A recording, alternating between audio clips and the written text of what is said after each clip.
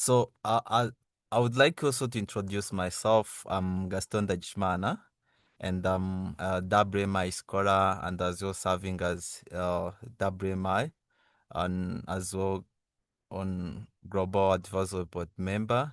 And it's really my pleasure to welcome you to another exciting session of our monthly webinars. And today you consider an important topic, starting with professional career, what exactly you should know to succeed. So we all know that entering into professional world, it really comes a lot with excitements, questions, and pretty unknowns. So whether you're unsure about whether to begin or curious about what truly matters in every stage of your career. So I think this webinar is designed to help you navigate those transitions.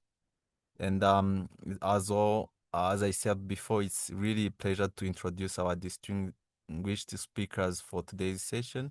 Dr. Theophilus, so welcome. I can see you. And uh, Theophil, is Theophil joined already? So starting with introducing Theophilus, is a medical doctor and community health advocate with a strong record in clinical practice, um, leadership, and research. He's trained at the Azikiwe University in Nigeria, and he has gained broad experience caring for diverse patient populations in both urban and underserved settings. So his work mainly focuses on improving access to care.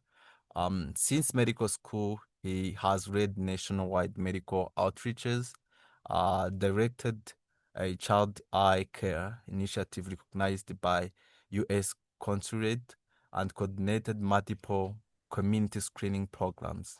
So in his leadership roles, he has mobilized teams, built partnerships, and advanced projects that strengthen community and student health.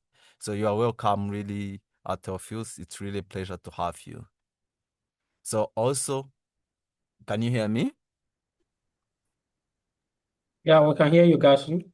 Oh, perfect. It's really a pleasure to have you, Theophilus. Yeah. Yeah, thank you so much. It's a pleasure to be here and to share knowledge with, with all of us today and have some, wonderful interactions. This is actually a very, very interesting topic because it's a step that almost everyone is going to take once they leave school. There's this transition period that comes, you entering into the labor market, you have to make some decisions and you have to prepare yourself for what is outside there. So we're going to take a quick look, on what's or how it is that you can start a professional career and the things that you should know in order for you to succeed. And I'm going to be mixing it a bit with my own journey so far in what I've learned and what I think can help every one of us here to succeed in our professional careers. So thank you once again. Okay, the next slide. All right. So it's over to you now, Theophilus. We are eager to learn from you. And as well, meanwhile, hopefully everyone can see the screen. And yeah, you can please take over, Theophilus. Okay, next slide. All right. So like I said, I'm going to I'm going to start the discussion today with a bit of my own professional journey. So I left medical school in 2023, and it was a kind of exciting, after medical school, you want to get into the market, you want to start working, you want to get a job, and you want to start making impact in the society. But then a lot of things were still uncertain. You don't know where you want to work. You don't know where maybe you're going to get your job, get your first job. In Nigeria here, medical doctors, we do internship before you get your permanent license. So, but for me, when I was already in my final year, I already knew I was making plans what I wanted to do. I already knew the place I wanted to do my internship, and I was already working towards that. So immediately I finished, I graduated, I worked towards my plan and I was able to secure my internship in the hospital where I wanted in Lagos, Nigeria. I started work. It was not easy, transitioning from being a student into being a professional. You have to take a lot of responsibilities. Um, and I think one of the first things that dawned on me when I started work as a young professional is when I wanted to get my accommodation when I traveled to Lagos, Nigeria to, start my internship. I wanted to get my accommodation, so I reached out to my elder brother, my parents, so I need some money, all those kind of things. So my parents gave me some money, and then when I reached my brother, I was like, oh, this guy, I should know that I'm now a graduate, so that I can't be asking anybody for money anyhow. That is now time for me to start making my own money. So that was a kind of one of the initial things that was like, oh gee God, like I like things have really changed. I need to start taking responsibility for whatever I'm doing, for whatever I'm earning as well and how I'm spending things. So, but just gradually, I started everything. I started my work. I started earning salary, and I started putting things together, and I started planning for my short-term goals, mid-term goals, and all that. So the point is that initially things might be a little bit uncertain as you're about to take your first steps, but you just have to start. When you start, things will now start falling into place. Okay, next slide. All right. So the honest truth is that, like I said, you don't need to have anything figured out. It's good that you start planning. Like when you're about finishing your school, when you're about transitioning, it's necessary that you start planning the things you want to achieve. You have to have your short-term goals. You have to know, okay, this is what I'm going to do within the first year, second year, I should be able to do this, third year, 5 years, and all that. It's important that you have this plan, but you don't need to figure out how they're all going to happen. Let's say, oh, we have the plan of maybe in your second year after graduation, you want to further your studies by doing maybe masters in the UK or in the US. You don't need to know how you are going to eventually do those things, but you just put those things as part of your plan, and then start working towards it little by little. And then your first job is like your first starting point. It's not a finish line. You have to build from the first job that you get, no matter how little it is, you start building with it, and then your career will now start evolving and all that. And that's very, very, very normal. No,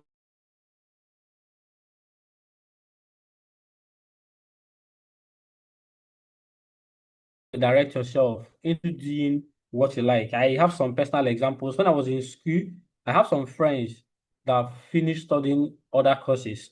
Like some of them studied like some other courses. Sorry, can you still hear me? I think my network is shaking a bit. Yeah, we can still hear you.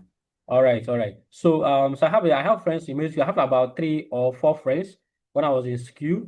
They didn't study medicine, like they studied other courses, but they felt like that's not what they wanted. When they finished and graduated, they worked towards getting admission back into medical school, where they now had to take the course that's like what they wanted. And today now, all of us now are medical doctors, and we're all practicing. So the point here is that in as much as we say we are transitioning into your professional career, all that, it's possible that one can, start with something that's not really what they want to do.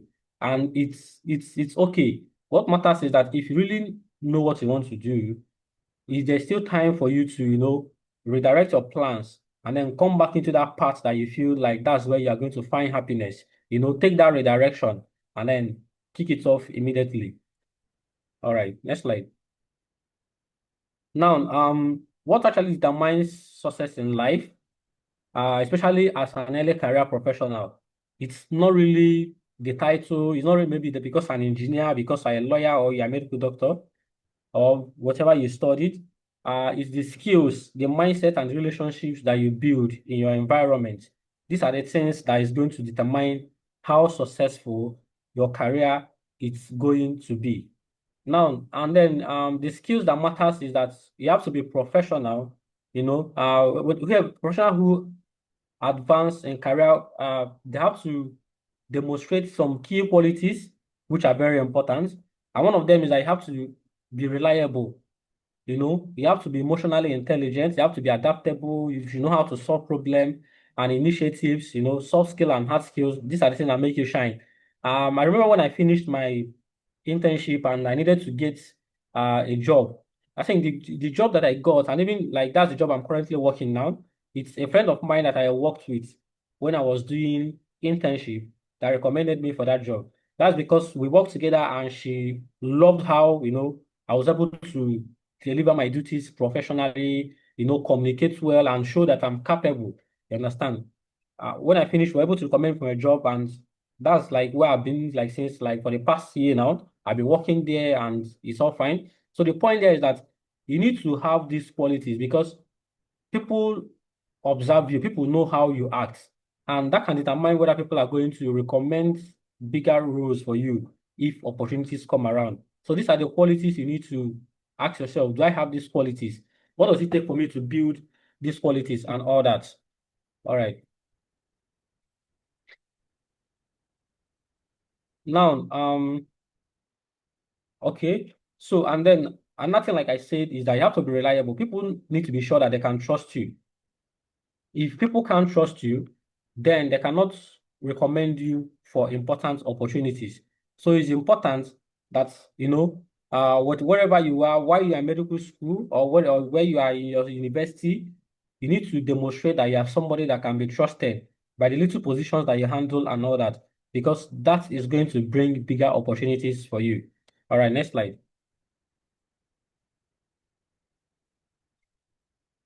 Now, as an early career professional, there are things that you have to have in your mind that can help you to, grow your success. You have to learn how from feedback. You have to stay open to new experiences, and then you have to bounce back from setbacks. Now, things do not always work the way you want them to work out. Sometimes you have these wonderful plans. When I finish school, I'm going to do this, and then when I finish doing this, I'm going to do that and all that. But things don't always work out that way, and you have to have that at the back of your mind, because when you have that at the back of your mind, it helps you to, handle those challenges when they come up. And then sometimes things don't work out not because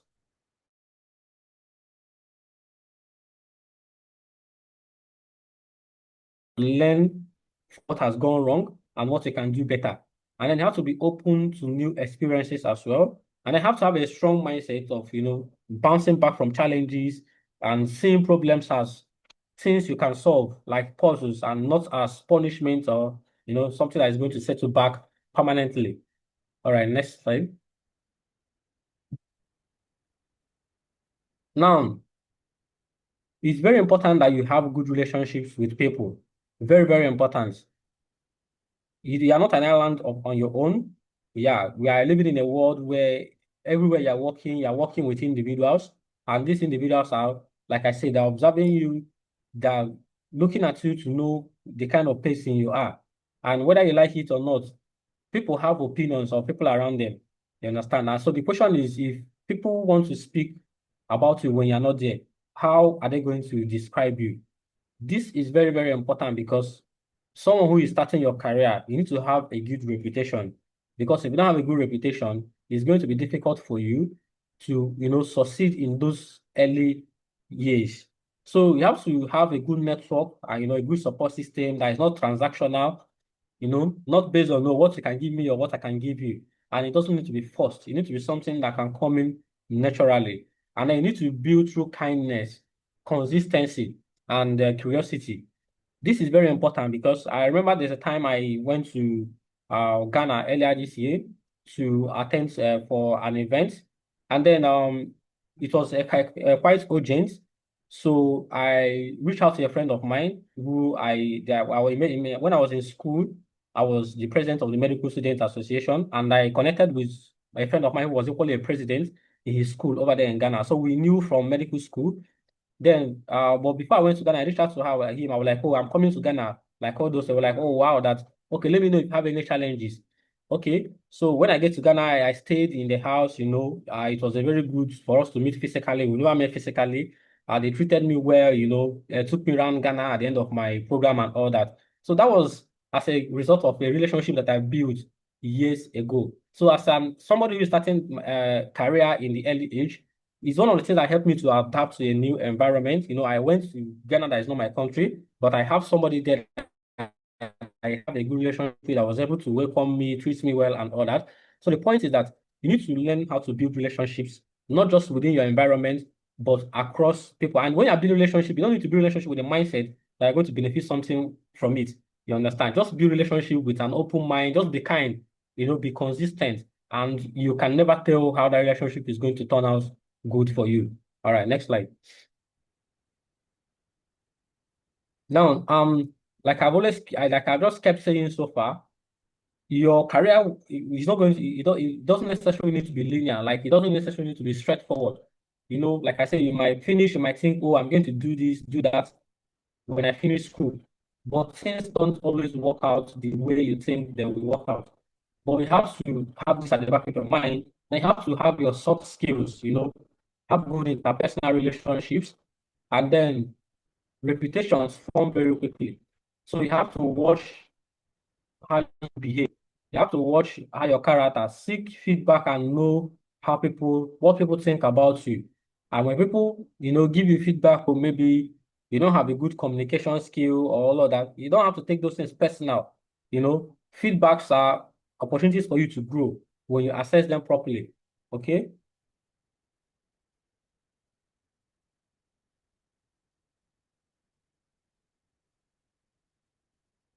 Hello, can you hear me?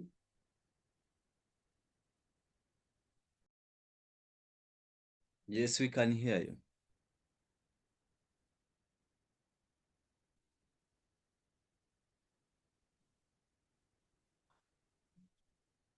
Hello, Tofil. All right. Can you hear me, guys?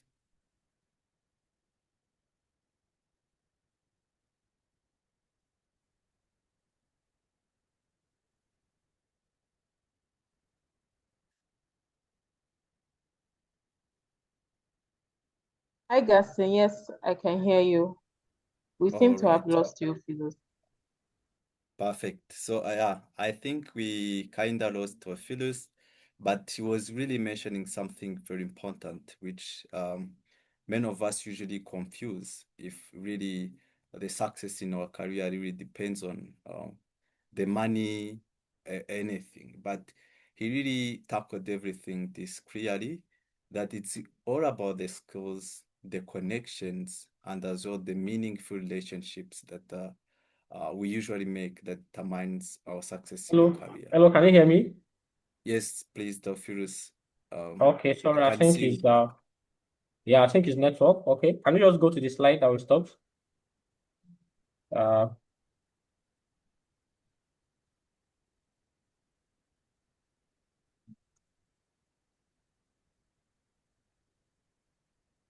all right. Okay. So like I was saying, it's important that you build a good reputation, learn from, like, don't just keep behaving like nobody is watching you. You have to know that people are observing you, your characters, especially when you are in a place that other people are.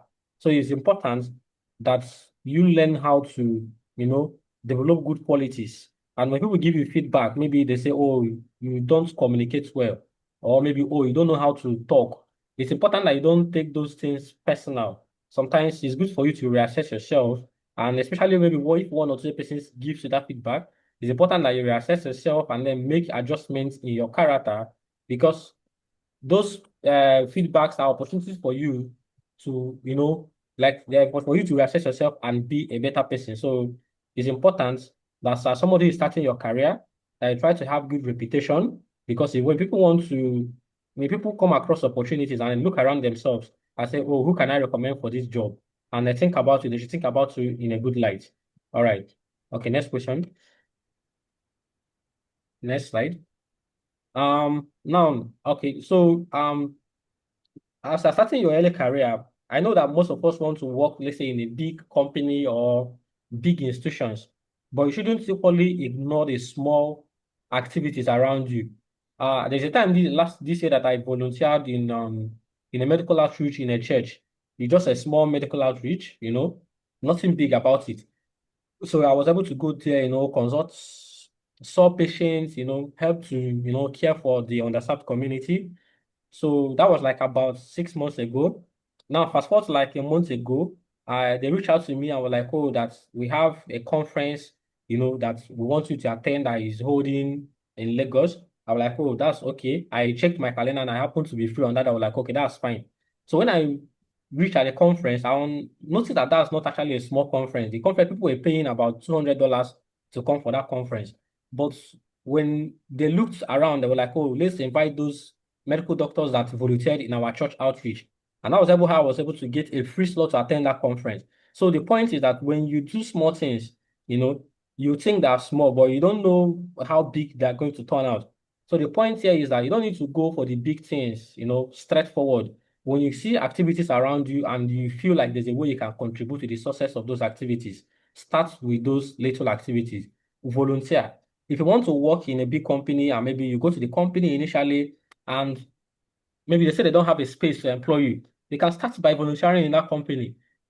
After a while, they can, if companies want to take up people that maybe if they want to hire people later, they might just look around and be like, oh, we have volunteers working, but they just work and get you that have been volunteering with them and all that.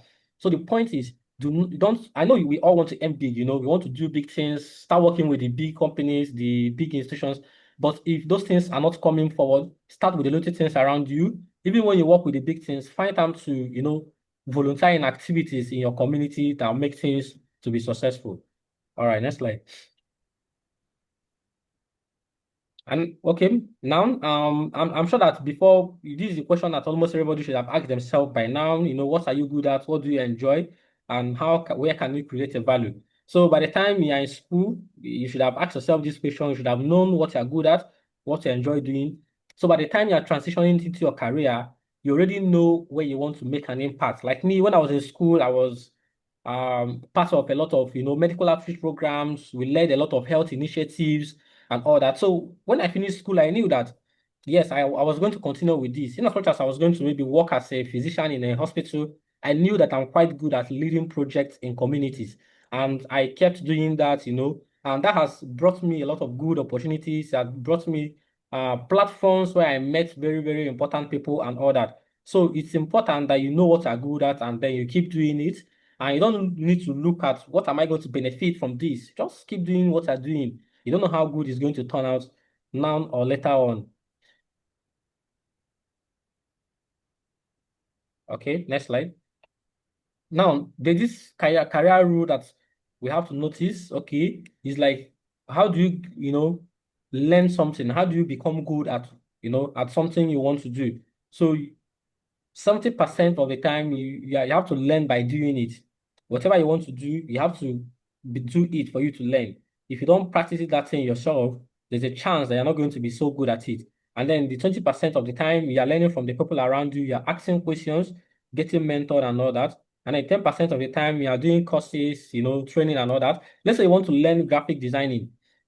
You need to start designing. No matter how bad the designing is, you need to start first. It's when you start and people start correcting you, then things will start getting better. And then 20% of the time, you need to, ask people around you, and then you have to take courses and training and all that. But the most important thing here, the bulk of the time, you need to take an action. You need to do it by yourself. Even if you are failing, you need to continue doing it, seeking feedback, and then you keep learning, relearning until you become good at it. All right, next slide. Okay, now so for you to develop yourself as an early career professional, so you have to build a system, a development plan. You have to have a goal for yourself. You can't just say, I want to do this in the next 10 years.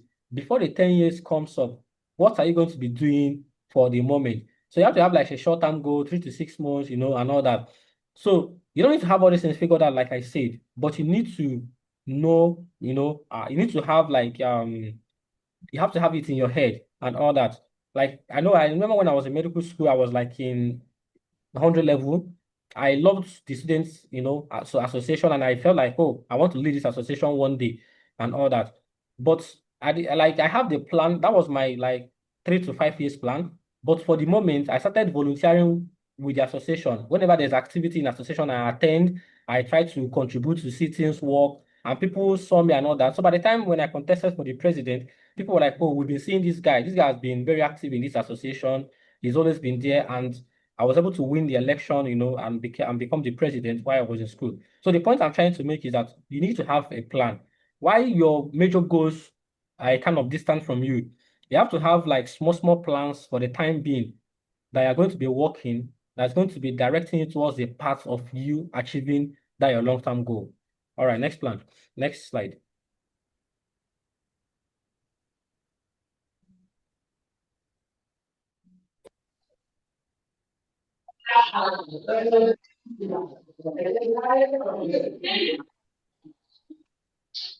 Now, your professional identity, like I said, people observe you. People look at how you are. What are your work ethics? How does this guy behave? But just recently, I had it like my hospital was hiring, and I had some of my classmates, who were looking for work. And I recommended some of them who were able to secure job in my hospital. And then when I wanted to recommend those of my friends, I asked myself, hope this person is not the kind of person that is going to cause problem for me when they come over. So I have to be sure that I'm recommending people that I trust, people that I know they can work well, with people and all that. And 3 of them were able to come for the interview and were able to secure work in my hospital. So the point is, I have to have a good identity. You understand? When people think of you, would they think of you as somebody who is a troublemaker, or somebody that easily works with people, or somebody that, dedicates time to their job without causing problem and all that? So the point is, you need to have a good professional identity. This is very important because it's going to determine a lot how far you're going to go in life. So you have to be very reliable, you have to communicate clearly, and you have to cultivate emotional intelligence, ability to read the situation around you and know how to work best with people. All right, next slide. So your work is your real brand. So the best way for you to show who you are is not by what you say. It's not by maybe I will come and tell Gaston, no, I'm a good person. Please, I'm humble. Nobody listens to what you're saying just by the mouth. People want to see you demonstrate those things. They maybe if you believe you are. If you are humble, it's not by how you say it. If you have a good work ethic, it's not by you saying it or putting it in your CV. It's about the experience that people have had with you when they work with you. Were you an honest person? By the time they have interaction with you, how well did you respond, to the activities, to the tasks you were given? That's the best way that people judge you, and not just by, what is on your CV or by what you do. So you have to understand that your actions, your work, those things are your real brand, and you have to take them seriously. All right, next slide. Now, challenges, that we people face at the early stage when they are growing up is that they want to be like, imposter syndrome, you want to be like someone else and all that.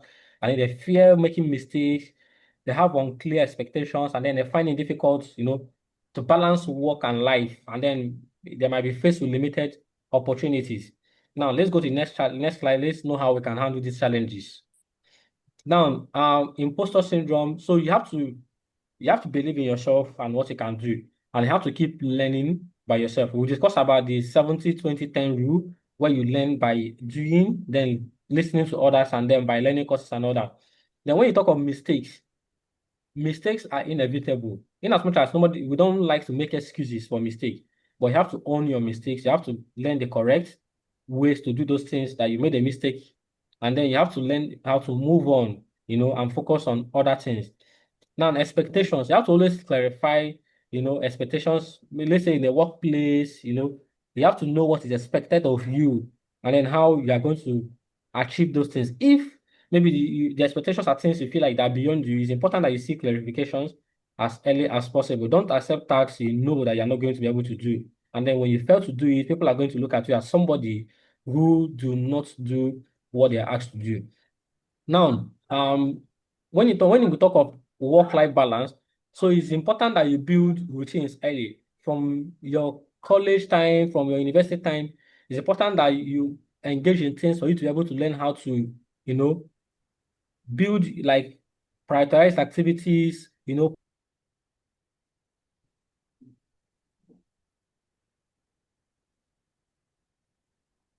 we talk of limited opportunities, like I mentioned before, let's assume you want to get into a company and that company doesn't have a space to employ. You can start by volunteering in that company. And the rest, I can assure you that in a few months or few years, if that company is looking for someone to hire, you are going to be like at the top of the list.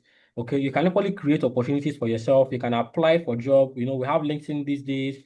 We have, the Google where you can search for job opportunities. And then you can join communities as well. Look around yourself and find some organizations around you, join them, volunteer, connect with people. These people can go on to link you up with job opportunities or even other opportunities that you might not be aware of. All right, next slide.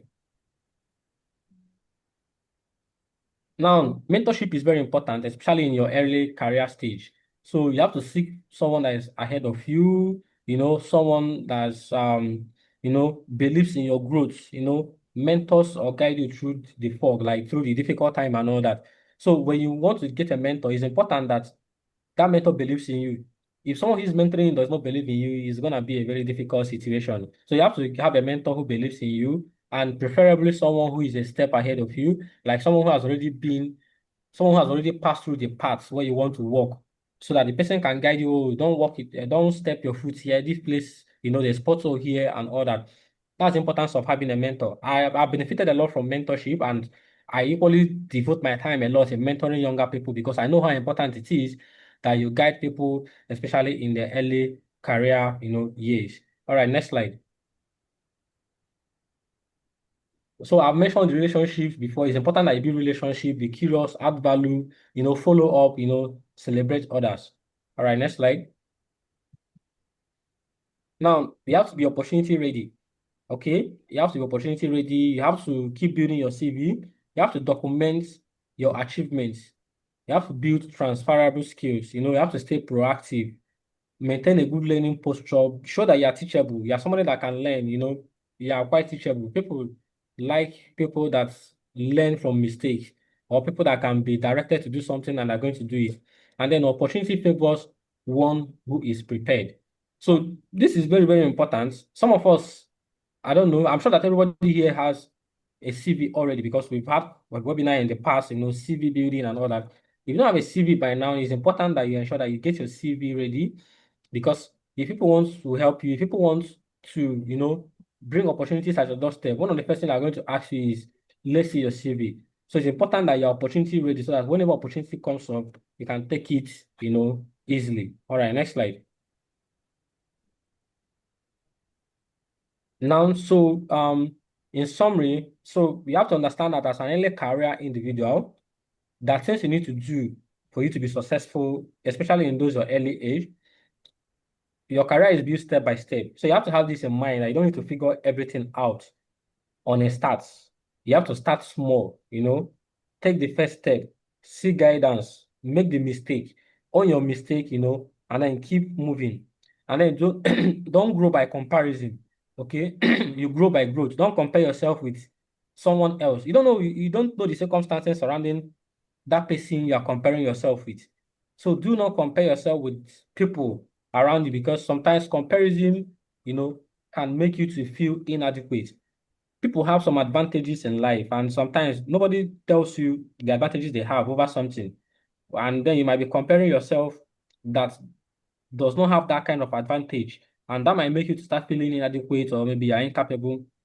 No, you are not. So focus on yourself. Just keep doing your best, keep giving your best, and then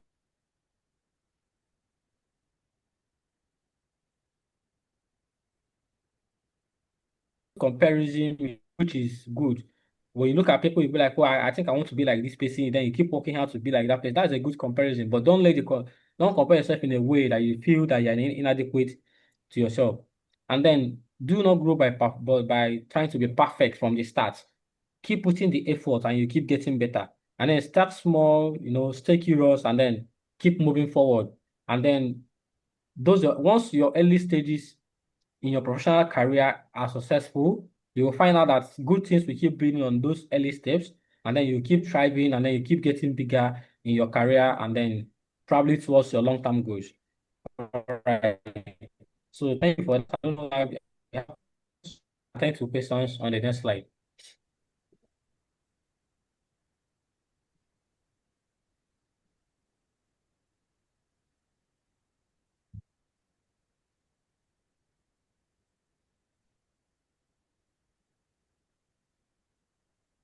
All right.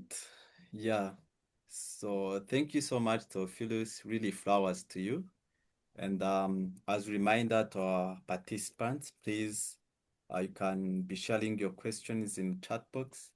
And as well, you can, some of them, will write them down at the end of the presentations. We'll be able to receive them. So, yeah, if the recapping from what Theophilus have been saying, really, it's not all about the money we start with. It's about the skills, the connections, even the meaningful relationships we build along the way.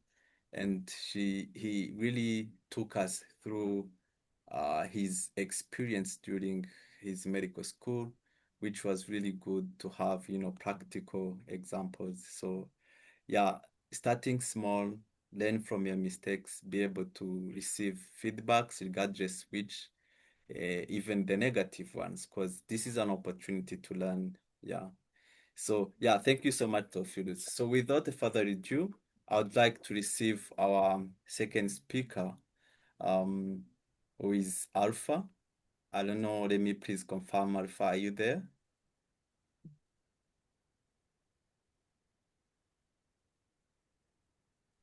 Yes, I am here. Can you hear me? Yes, please. Thank you so much. So Alpha is the founder and executive director of Sustainable Education Africa, where he designed impactful youth entrepreneurship programs funded by World Bank and adapted UNICEF global curricula to local contexts. As a senior vice as a senior um, vice president of mentorship for the Mo Ibrahim Foundations now, which is Generation Network. He guides integrational mentorship frameworks, fostering meaningful policy dialogues among African change makers. So Alpha holds a master's degree in sustainable development as a Commonwealth scholar from University of Sussex Business School and has demonstrated strong analytical and project management and stakeholder engagement skills. So allow me to come, Alpha. Bye. Over to you. Give me TV remote, please.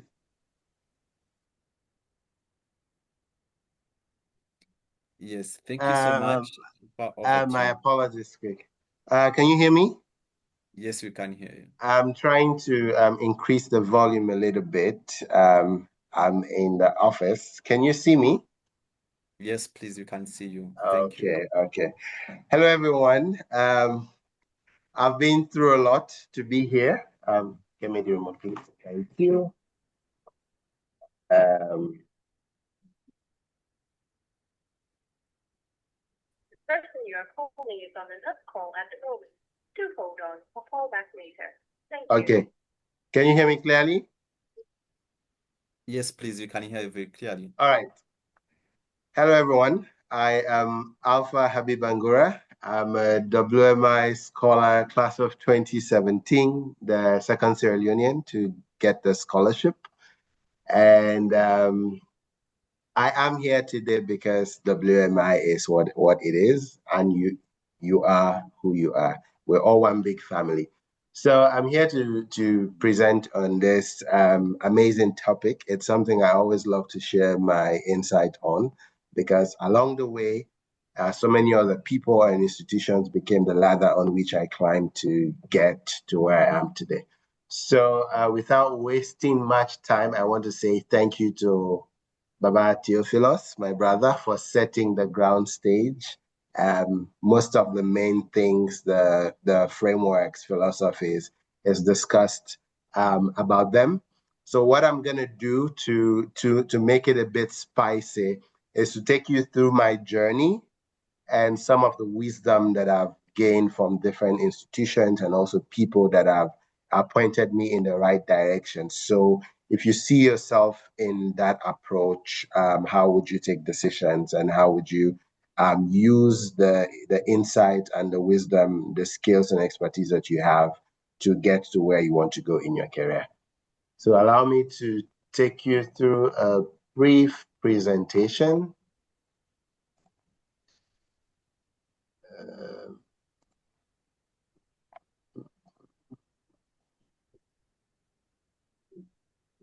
Can you see my screen? Hold on, I'll call back later. Thank you. Yes, please, you can see the screen. Okay. Give me a Yeah, second. Alpha, Yes. where I go enter to, say now that's a solo junction, when they close our house, I go enter. Yes. That is solo road.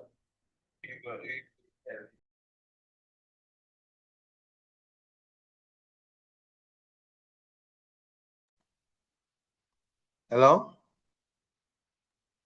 Hello, we can hear you. Okay, good, good, good, good. All right.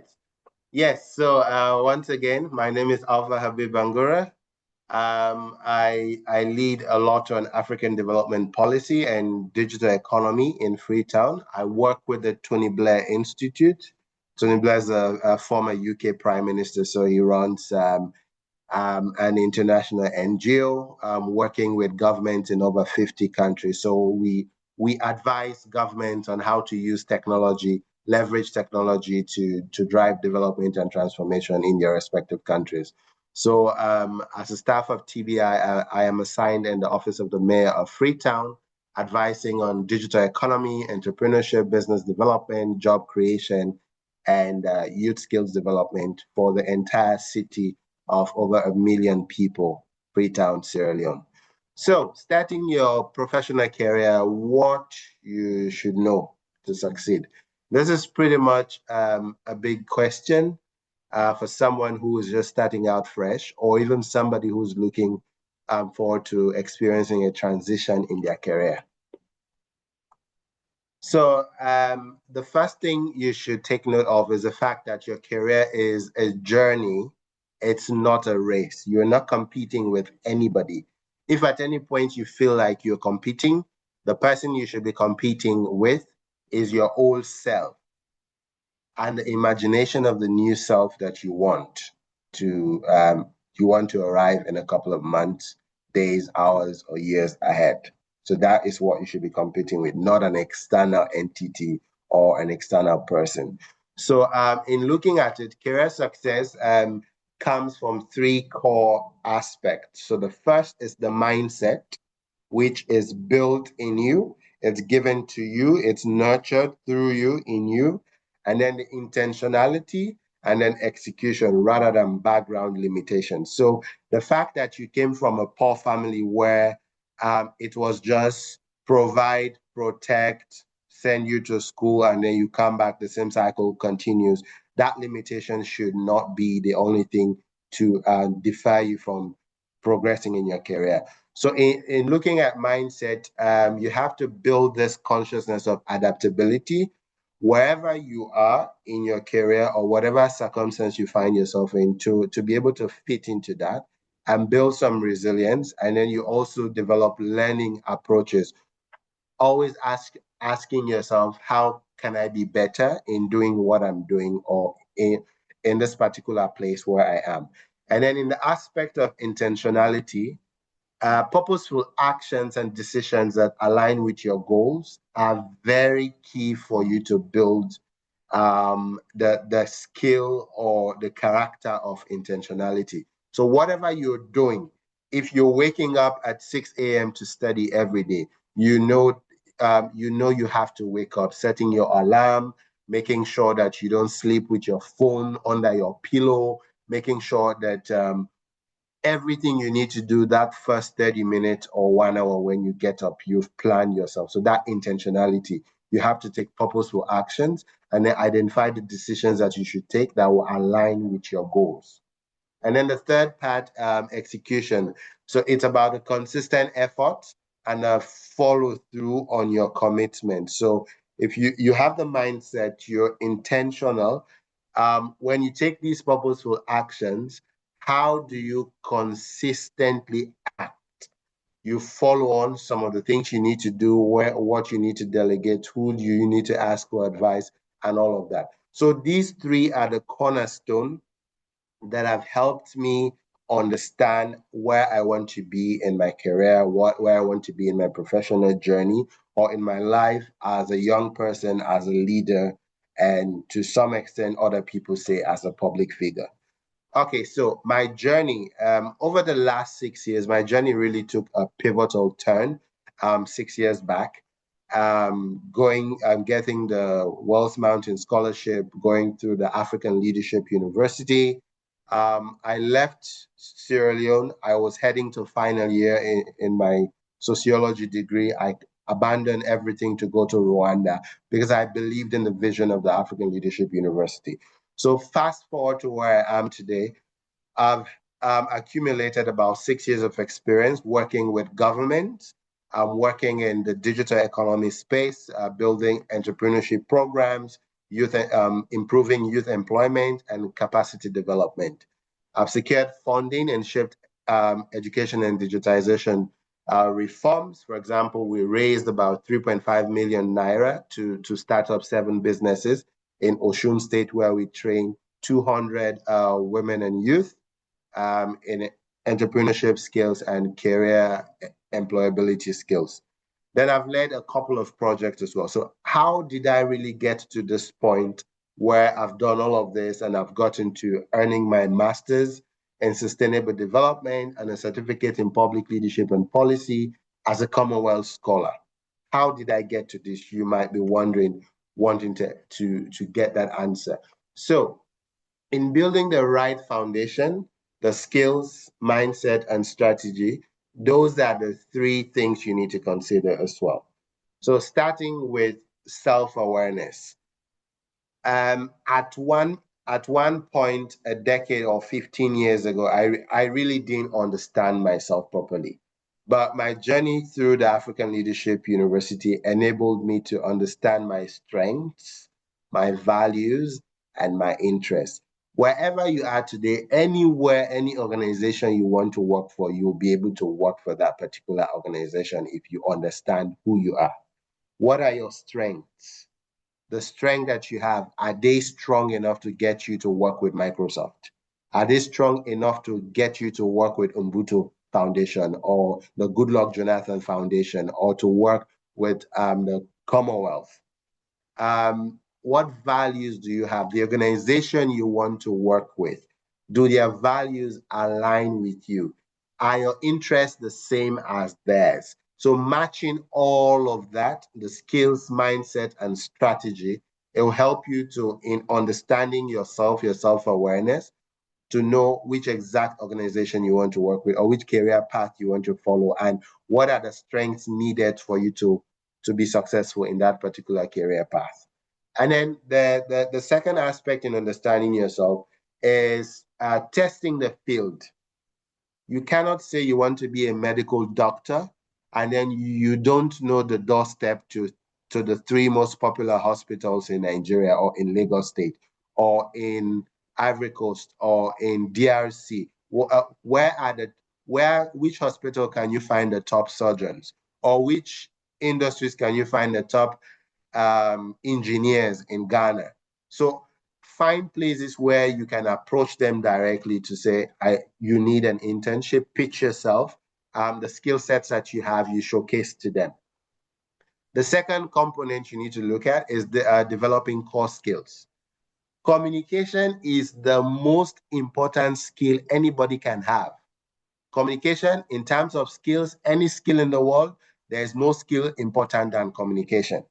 Because whether you're a medical doctor, your brain, your knowledge repository communicates with the tools to perform surgery. Your mouth communicates with the patient for you to be able to take your diagnosis and everything. So in every field, communication is the most important skill for humanity. So backing that up with writing, it will polish you to take you to places. And then in this day and age, everybody should have some background understanding of a little bit of technology, digital literacy, how to use emails, how to use social media, how Theophilus was talking about LinkedIn. How do you use LinkedIn? Setting up a LinkedIn profile, putting your profile out there, putting your interest out there, putting your education out there so people can see that there is somebody called Jack or somebody called Theophilus or somebody called Gaston or Success or whoever you are that is in that particular area. He or she is exceptionally good in XYZ.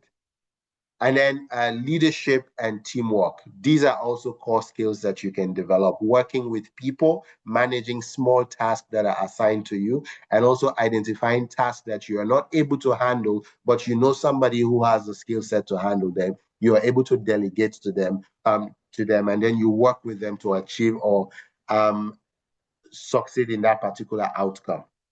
The third aspect is adopting the right mindset.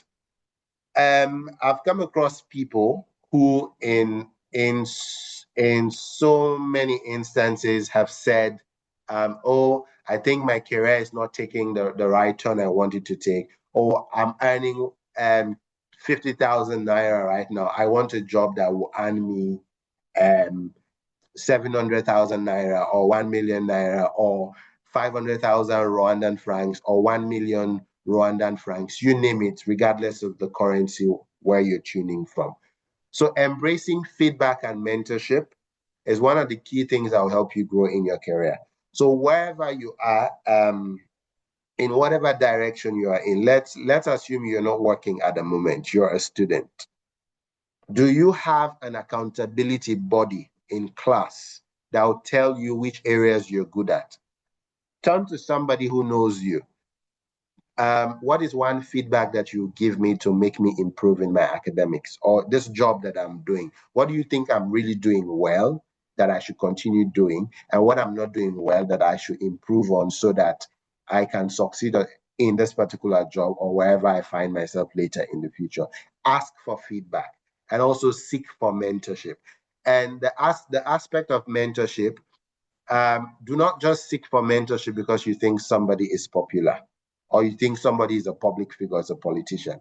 Seek for mentorship from somebody that you know can really dedicate their time to you, or ask their consent first if they would have enough time on their plate to give you their time from on a periodic basis so that you can be conversing and engaging so that you can grow in your career.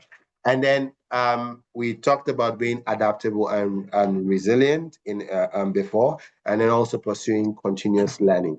So wherever you find yourself, one of the things about continuous learning I always love doing, if I go on LinkedIn today, let's say I go on Theophilos's profile on LinkedIn, I will screen the entire LinkedIn profile. Maybe I see a certificate he got in project management. I'll look up that certificate and see if it's a free certificate that I can do it with just my mobile phone and internet.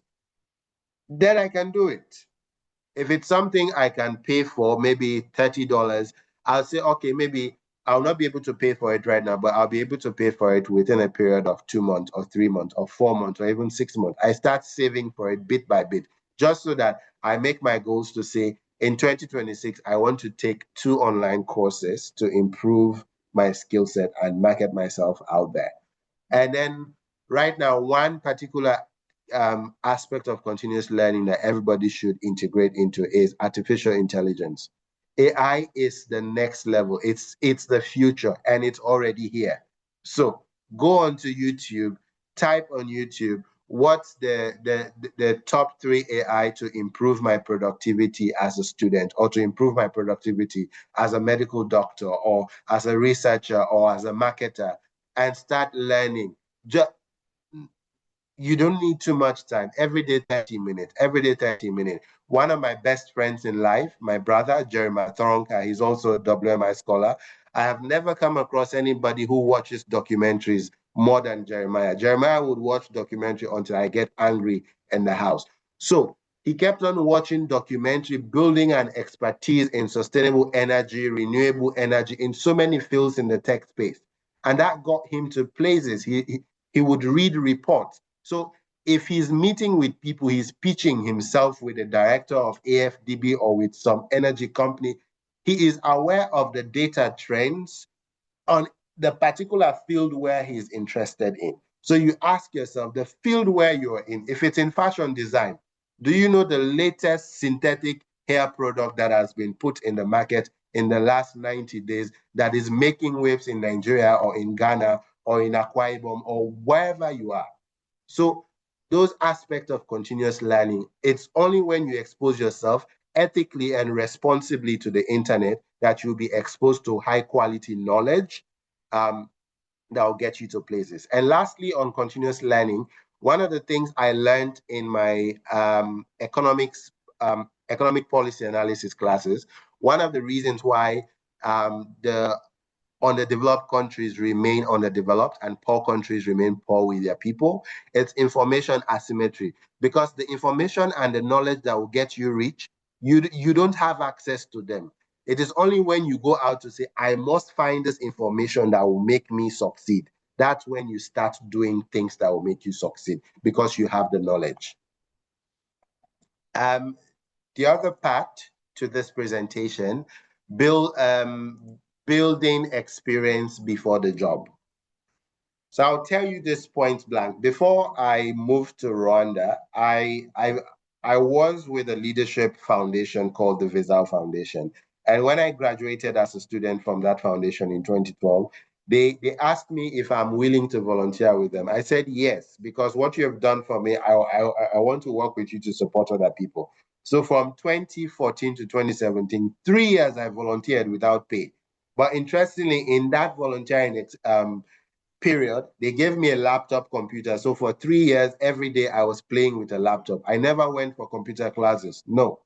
So whilst I was volunteering, providing scholarships for other people, I was building my stakeholder engagement skills. I was building my communication skills. I was building my mentorship skills. I was building my logistics and profiling skills. So event planning, because we would have volunteer events, we would have cleaning, community service exercises, all of those basic skills, how to plan an entire program. And I was building all of that.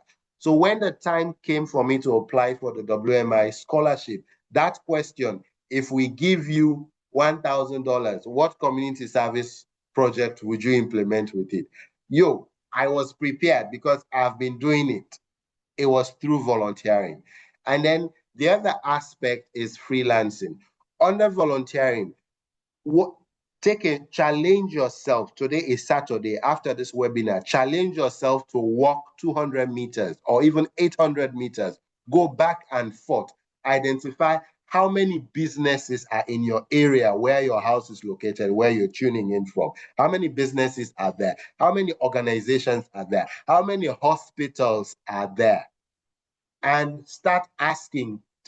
Take a notepad and a pen, make a list where there are openings for you to volunteer. It doesn't mean you have to volunteer 9 to 5. You can just find one place to say, I think I want to be coming here every Saturday to help you clean the children's hospital. It will go a long way if you put that on your CV to say you've been contributing to maternal health by helping pregnant women or lactating mothers improve the hygiene or the hygienic conditions where they give birth, or you name it, in whatever way. On the freelancing side, there are many ways to skin a cat, or there are many ways to prepare a chicken meal. You can either get fried chicken, roast chicken, steamed chicken, seasoned chicken, you name it. Or you can even use an air fryer. Yes. So my high school friend told me, Alpha, by the time we hit 30, we should have at least 2 streams of income. That is where freelancing comes in. What are the skill sets that you have that you can utilize whilst you have your main job or you have somewhere you're volunteering? These days, almost everybody is on Facebook, almost everybody is on TikTok, Instagram, LinkedIn, you name it. If you can dedicate 20 minutes every day to post something about what you're doing, a particular skill. If you know how to braid hair, make a video of you braiding 10 people for free a month and post it to say, this month I braided 10 people just to make them look beautiful, because beauty is something part of our culture, our society. And this particular hairstyle, it makes us look more Nigerian. It makes us look more Rwandese. It makes us look, keep posting. the internet does not hide. If you're putting good things there, people will see it. They will come knocking at your door. Ralph Waldo Emerson once said, if somebody does something so good, so well that they are the best at it, even if they go into the thick forest, people would make a path to find them. They will cut down trees and go find them so that they can do that job for them. The other aspect is community project.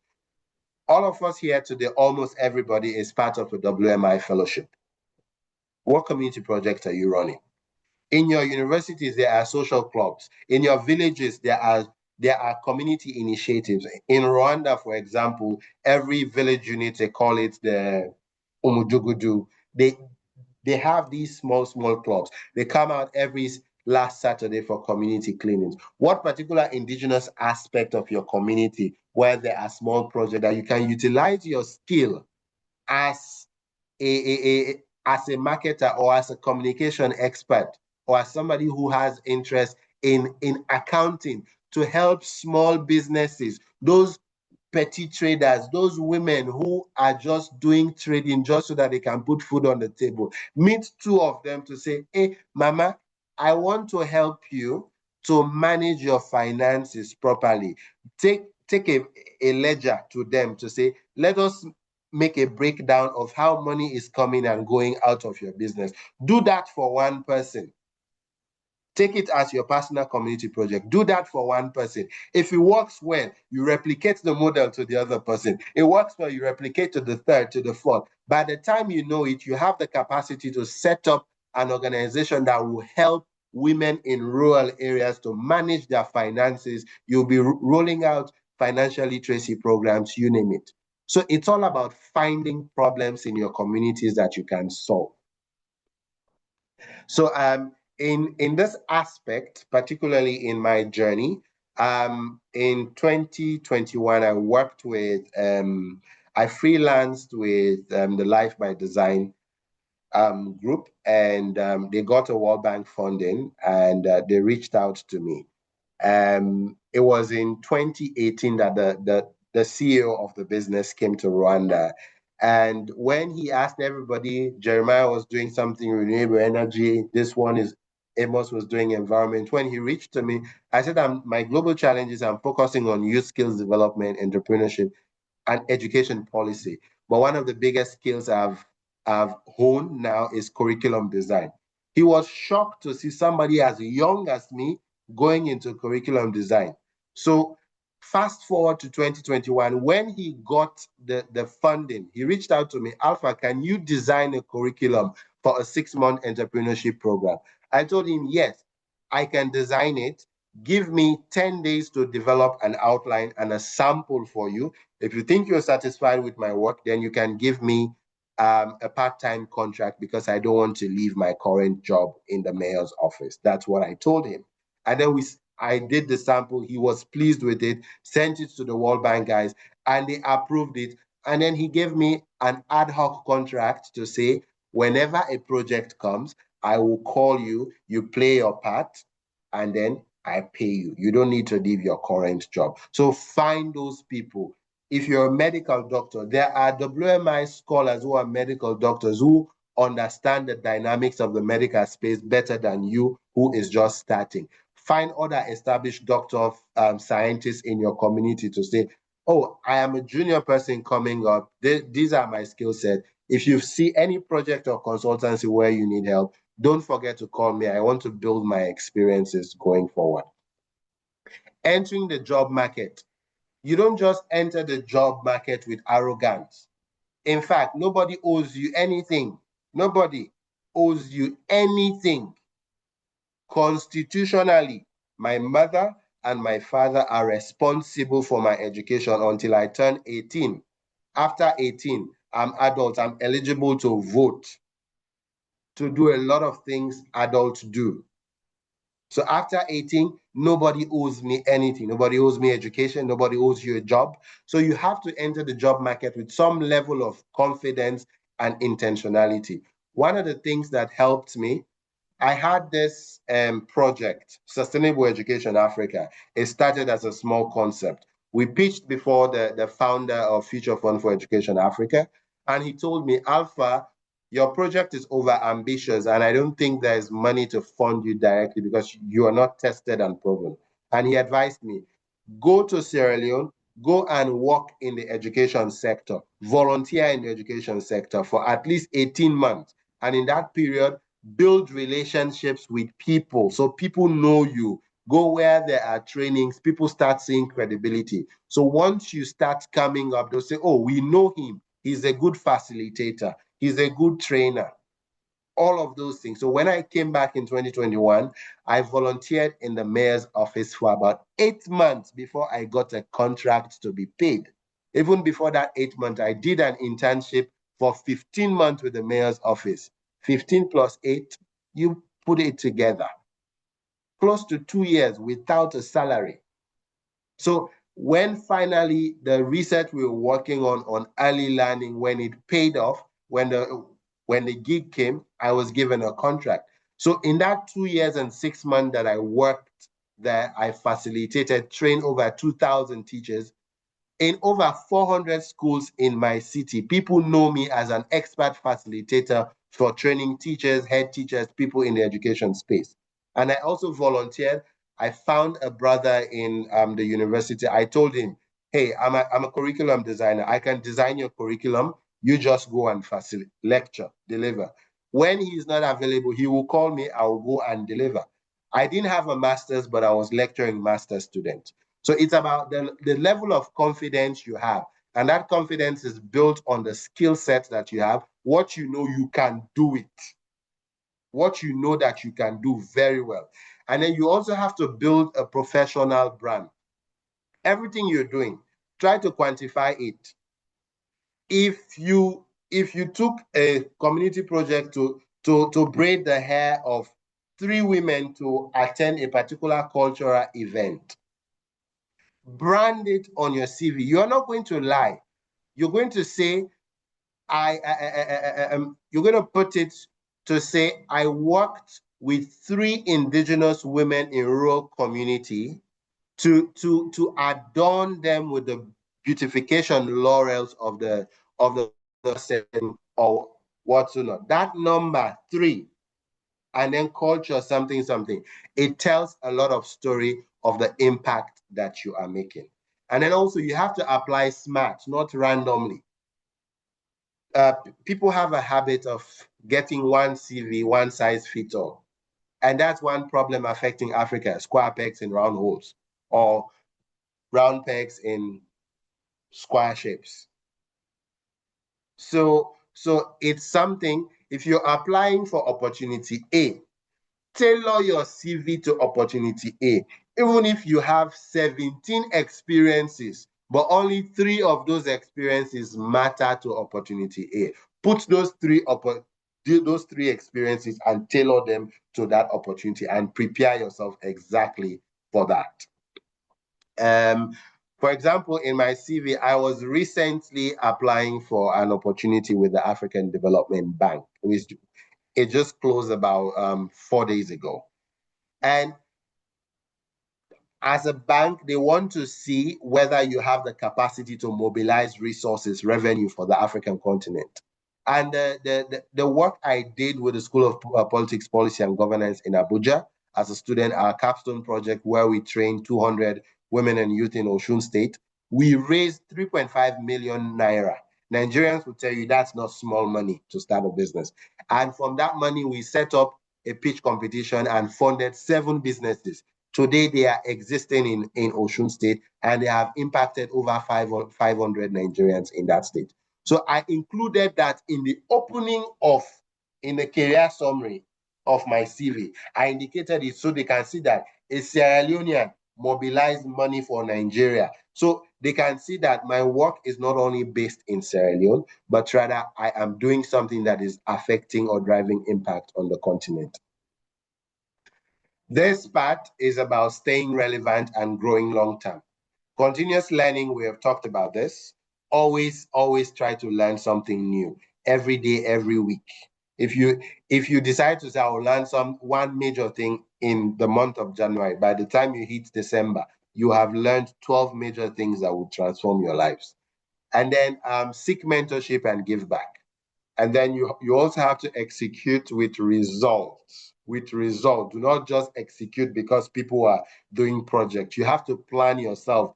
You have to plan yourself thoroughly. If you're implementing a project and you don't know anything about monitoring and evaluation, go to YouTube and teach yourself about monitoring and evaluation. So you master that particular aspect, because it is only when you have result that you'll be able to talk about your impact. So in some of the work I did, like last year, for example, we trained 200 women in youth and financial literacy. 43% of them were saving, only 43% of the 200. But 6 months later, after the training, when we interviewed them again, the number had risen to 77%. So that is impact. And then we also developed a data system where the council is able to monitor education institutions week in, week out. So impact. And from that system, 17,347 monitoring observations have been done. And then the last part, you have to be purpose-driven. Why are you hungry? Why are you doing what you're doing? Why do you want a career progression? Somebody asked me that question when I said I wanted a salary raise in 2022. And then I told her, it was one of my bosses, I told her, I'm not going to answer you now, but give me 48 hours, I'll respond to you. At that particular point, I knew we were to go to the Ministry of Education. They have been trying to get an appointment from somebody who was leading the free quality school feeding program in the country. That person, it happened that we belong to the same university fraternity. I called, just one phone call I placed to that person, a meeting they had been trying to get for 6 months. I got it in 5 minutes. I told the person, I spoke to him in the language that only us understand. I got that meeting in 5 minutes. We went there, and then after that, another meeting they were dying to have. I brokered that meeting again. After that, I came to that person and said, now I am ready to answer you why I need a salary raise. I need a salary raise because you did not just employ me for my education. You employ me for my education, my skill set, plus all the connections that I have. I brokered 2 meetings for you that you were not, with all your staff and expertise, you were not able to get those meetings in the record time to increase productivity. So you have to be purpose-driven. So on the purpose-driven side, what skill sets that you have today, if you come to Sierra Leone, people will be crying to employ you or to give you a contract. You have to find that. So we are at the tail end now, and this is the last slide. So your impact starts with intentional steps like we started. So remember, you have to start small, stay consistent, building your career one intentional step at a time. Consistency compounds over time. And then continuous learning, we've talked about that multiple times. And then using a purpose-driven execution approach. Tie your work to social impact or national development for deeper meaning. Everybody on this call, I believe, know how to use ChatGPT. Whatever you're doing, put it on your CV roughly, or type it on WhatsApp, put it in ChatGPT. Type it today. All of this work that I've done, how does it relate to the National Development Plan of Botswana, Ghana, Nigeria, Malawi, Sierra Leone? How does it capture? That way you'll be able to talk about the impact that you're contributing to national development and to the African Union Agenda 2063, or in whichever country you find yourself. So you are able to quantify your impact and tie it to national development or to give it deeper meaning. And then the last part, multiply your impact. Your actions today create multiplying impact tomorrow. So you have to always think long term. Overall, I'll always tell you this: how you do anything is how you do everything. That particular statement was used over 2,000 years ago by Socrates. How you do anything is how you do everything. If you play small, you always continue to play small. So think big, think long term, build relationships, help people, and put your best foot forward and use your best skills when you're helping people. People people will always help you in the long run. And when you're helping people building relationships, do not just build on selfish terms. You're building because you're nurturing a skill that nobody is going to take away from you. So, ladies and gentlemen, I would like to stop here for now if you have any questions.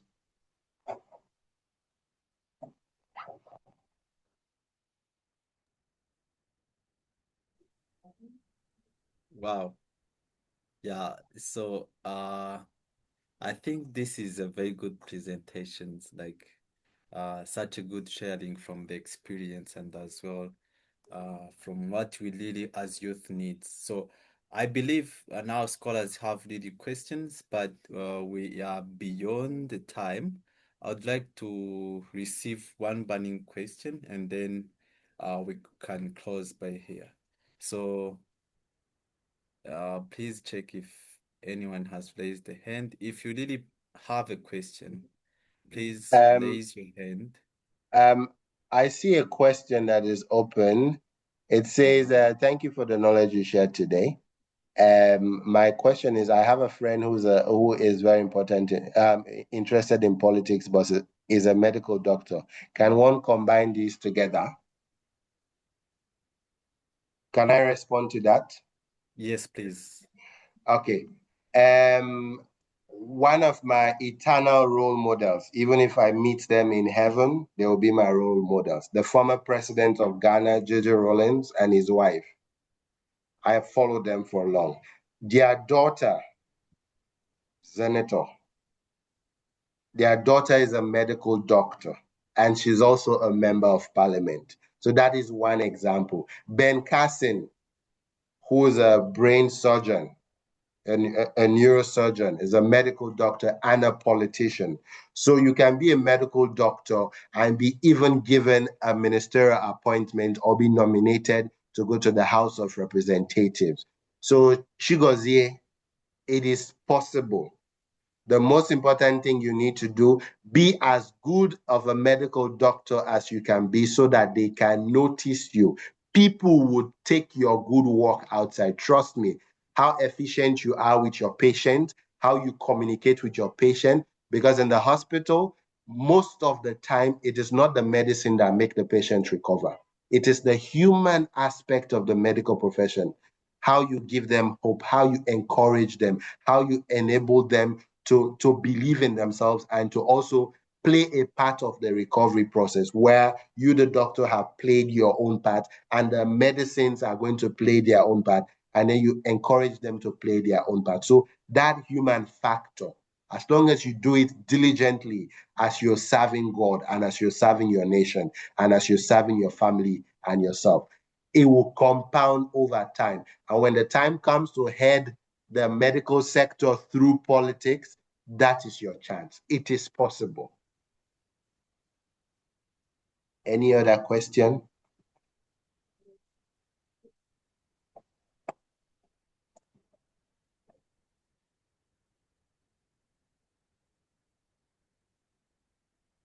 All right. So I think we do not have more questions, but now allow me to thank really very much to our speakers today, Dr. Phyllis and Alpha for sharing with us what really matters now. For you've really talked about belief things, which I think every word counted. But just in summary, we've seen that really the small steps really counts, and what we do not use to really accept it's I know it's really the negative feedbacks, but let's hopefully take this as an opportunity to learn, to improve ourselves, keep improving ourselves, learn what's really trending.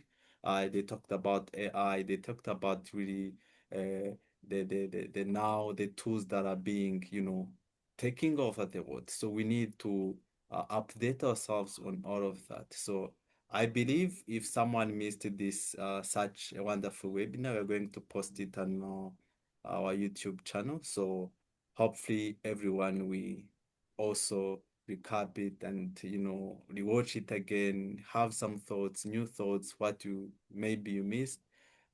Yes, and I would like to thank very much to our attendees who kept with us till the end. Hopefully to meet in the next webinar. So if no any other comment, I would like to say this is the end of our webinar today.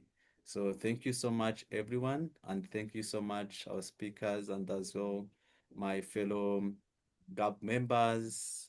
Thank you so much. Thank you, everyone, and have a lovely rest of the weekend. Yes, likewise. Thank you.